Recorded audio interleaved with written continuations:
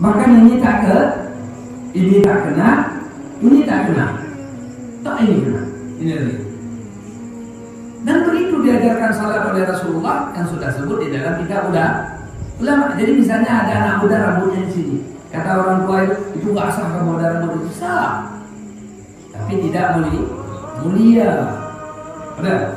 Kalau memang wajib kena seluruh dahi, maaf cakap, kita harus salat dulu. Tidak ada itu cukup begini itu cukup. Dahi wajib kena, sunat kena itu kan begini.